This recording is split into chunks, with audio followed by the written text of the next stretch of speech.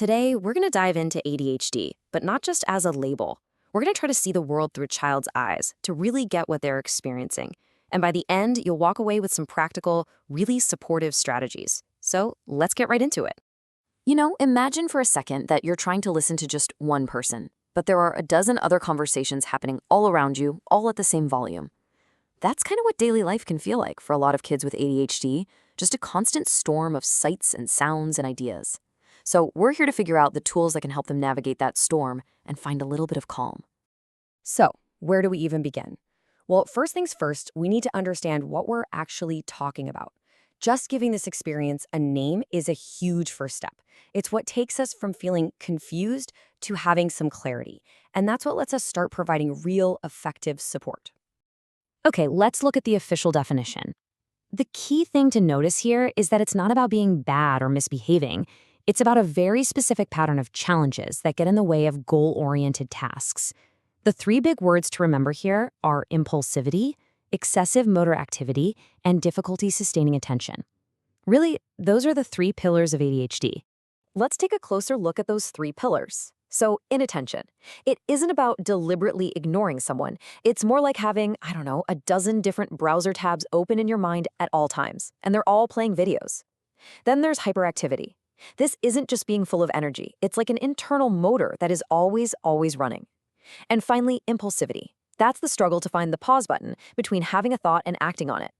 Figuring out which of these is the most prominent for a child is really the key to giving them the right kind of help. So, the big question, right? Where does ADHD even come from? It's a question pretty much every parent asks. And while we're still putting the whole picture together, researchers have definitely zeroed in on a few key areas that seem to play a role. What we understand right now is that it's not just one thing. There's a really strong biological piece to the puzzle, and genetics plays a huge part. But the environment and social factors, things like what's going on at home or family dynamics, those can be influential too. It's this whole complex mix that makes every single child's experience with ADHD so unique. All right, let's get to the really practical part of this explainer. Knowing what ADD is, that's one thing. But knowing what to do about it, that's the real game changer. So now we're going to look at some proven counseling techniques. Think of them as a toolbox for parents and for teachers. Okay, one of the most effective, most researched approaches out there is behavioral therapy. And it's so important to get this. This isn't about trying to change who the child is. Not at all. It's all about giving them the skills and the structures they need to manage their symptoms and start building some positive, effective habits. A classic and honestly a really powerful tool from behavioral therapy is the token economy. Now, it might sound a little complex, but it's really just a structured reward system. What it does is it makes positive behavior something you can actually see and hold. It turns a fuzzy goal like behave well into a really concrete action that earns a very clear reward. And the system itself is beautifully simple. First, you set a very specific goal. Not something vague like be good, but something like finish your homework before you get any screen time. Step 2, you give a token right away after the behavior happens. That immediate feedback is absolutely crucial. And finally, those tokens get cashed in for something the child actually wants. It's a fantastic, systematic way to build and reinforce good choices. This really shows how there are two sides to shaping behavior. The token economy we just talked about, that's what's called positive reinforcement. You add something good, like a token, to encourage a behavior. But on the flip side, a technique like a timeout is what we call negative punishment. You remove something pleasant, like playing with others, to discourage a behavior. Both of them are tools in the toolbox, and the trick is knowing when and how to use them. Okay, so beyond these specific techniques, one of the most powerful tools is something we all have control over: the child's environment. For a mind that's wrestling with all that internal distraction, having external structure, routine, and predictability can be so incredibly calming. It's empowering. This quote from the research really just nails it. The focus isn't only on the child, but on empowering parents to build a supportive world around that child. It makes so much sense, right? When the outside world feels organized and predictable, it helps make the inside world feel more organized too. And this is what that structured world actually looks like day to day.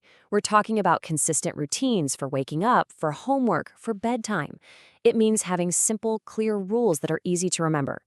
In the classroom, it could be as simple as a seating arrangement that's away from the window or the door. At home, it means taking a huge, overwhelming task and breaking it down into tiny, achievable steps. It's all about making the world feel less chaotic and more manageable. Which brings us to a really critical point. The success of any of these strategies, well, it depends almost entirely on the adults in a child's life. We're talking parents, caregivers, teachers. Your understanding and your actions, they are the foundation for everything else. Look, if there is just one word you take away from this entire explainer, I want it to be this one: consistency. A rule that's enforced on Monday but then ignored on Tuesday is confusing for any kid, but it is especially disorienting for a child with ADHD. Consistent reinforcement of the rules, the routines, the rewards, that is the absolute bedrock of success. So for parents and caregivers, the big takeaway here is to get empowered. First, learn the facts. This helps replace that feeling of frustration with genuine understanding. Second, get practical tips for daily life from a professional. Third, you have to become a detective for good behavior. Spot it and reward it. And finally, like we just said, reinforce the rules calmly and, of course, consistently. And that kind of leaves us with this final thought to chew on. Understanding ADHD isn't just about managing a disorder. It's really about shifting our whole perspective. It's about asking ourselves, how can we change our homes, our classrooms, our expectations to create environments where the unique wiring of every child's brain isn't seen as a problem, but as a difference that, with the right support, can find its own incredible path to success?